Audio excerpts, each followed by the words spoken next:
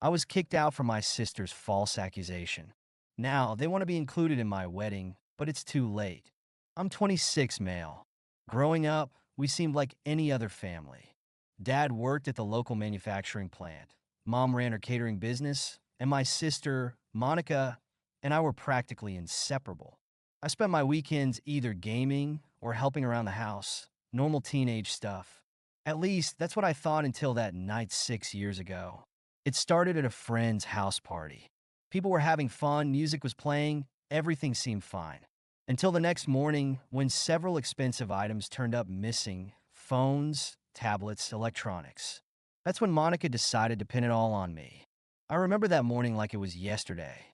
Monica burst into the kitchen where our parents were having coffee, tears streaming down her face. I saw him. She screamed, pointing at me. I saw him sneaking out of the room with stuff that wasn't his. I froze, coffee mug halfway to my lips. What are you talking about? Don't lie.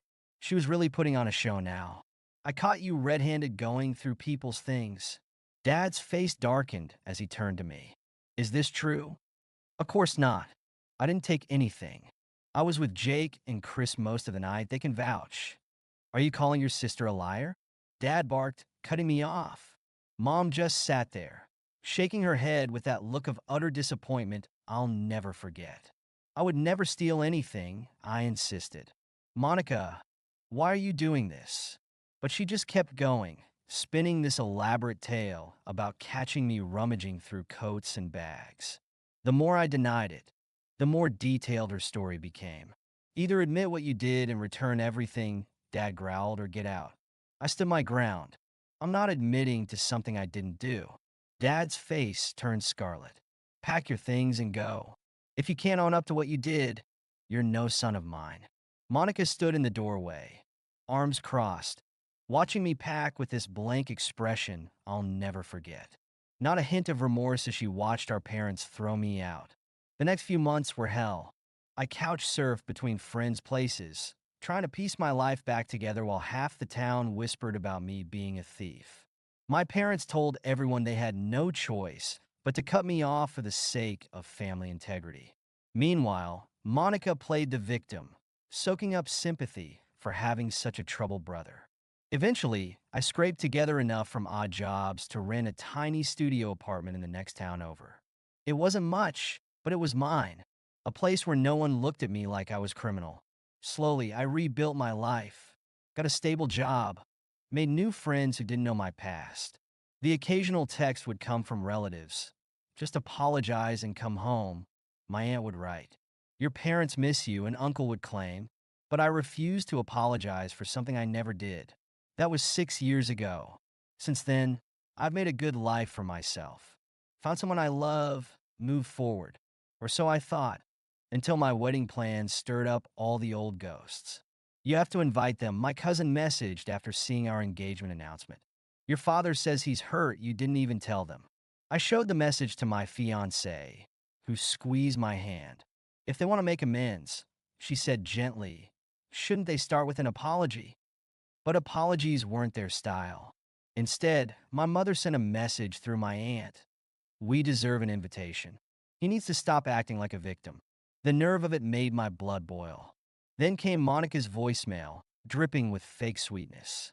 Hey, long time no talk. Heard you're getting married. Let me know if you need family there. As if she hadn't destroyed my life with her lies. Things came to a head when they showed up unannounced at my apartment one Saturday afternoon. My fiancé and I were working on seating charts when they barged in. Let's cut the nonsense, Dad announced, barging past me. We're your family. We have a right to be at your wedding. A right? I couldn't help but laugh. Like I had a right to defend myself when Monica lied about me. I was just a kid, Monica protested, eyes welling up on cue. I made a mistake. A mistake you never owned up to. I cut her off. You watched me lose everything and said nothing. We did what we thought was right, Dad insisted. You refused to apologize. For something I didn't do. I felt years of anger bubbling up. I was homeless, labeled a thief, and none of you cared. Now you think you deserve to celebrate with me? That's when I decided to end it all. I pulled out my phone and showed them what I'd been holding on to all these years, security camera footage from the party, clearly showing Monica sneaking out with the stolen items. The room went dead silent. I've had this for years, I said quietly. I just didn't care enough to expose it. I'd moved on. But if you keep pushing, I'll make sure everyone sees who the real thief was. Monica went pale. Mom started crying. Dad just stood there, mouth opening and closing like a fish out of water. If you try to crash the wedding, I added, security will remove you. That's not a threat, it's a promise. They left without another word, but the drama wasn't over. They tried showing up at the wedding anyway, causing a scene until security escorted them out. Later, they had the nerve to call and blame me for ruining Monica's life by exposing her lies. What about my life? I asked before hanging up. Where was this concern when she ruined mine? The wedding was beautiful despite their attempts to spoil it. My wife and I celebrated with people who truly cared about us, who'd stood by me through everything. As we left for our honeymoon, I felt lighter somehow. Free. I hear they're still angry, still telling anyone who'll listen about my betrayal. Monica apparently maintains it was all a misunderstanding. But I don't care anymore. They made their choice 6 years ago, and I've made mine. Sometimes the hardest part of standing up for yourself is accepting that the people who should have protected you might never admit they were wrong. But that's their burden to bear, not mine. I have a new family now, built on truth and trust instead of lies and manipulation. And that's worth more than any apology they could offer. After the wedding, we started receiving a barrage of messages from relatives. My aunt called one evening, her voice trembling. Your mother hasn't stopped crying for days, she said. Was it really necessary to show that video? I took a deep breath. They tried to crash my wedding. What was I supposed to do? But she's your sister. Family is family. Where was this family loyalty when I was sleeping on friends' couches? I asked, when I couldn't get a job because everyone thought I was a thief. The line went quiet for a moment. Then she sighed. I always had my doubts about Monica's story, you know? It just didn't sound like you. Then why didn't you say anything?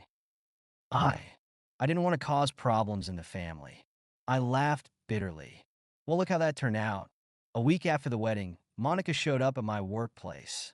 I was leaving for lunch when I saw her standing by my car, looking smaller somehow, less confident than before.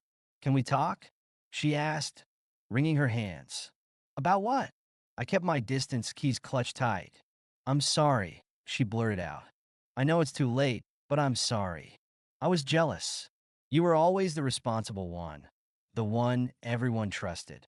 I wanted to take that away from you. I studied her face, searching for signs of manipulation. 6 years, Monica. 6 years of watching me suffer while you played victim. I know. Tears rolled down her cheeks. I was a coward. Every time I thought about confessing, it got harder. Then it felt impossible. Do Mom and Dad know you're here? She shook her head. They're still processing.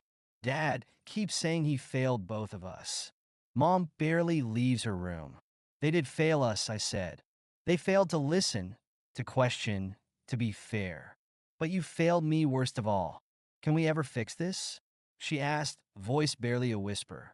I thought about all the nights I'd spent alone, about the friendships I'd lost, the years of doubt and pain. I don't know, I answered honestly. I don't hate you anymore, Monica, but I don't trust you either. And I'm not sure I want to try. She nodded, wiping her eyes.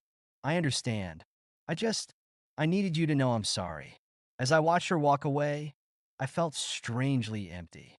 Not angry, not vindicated, just done.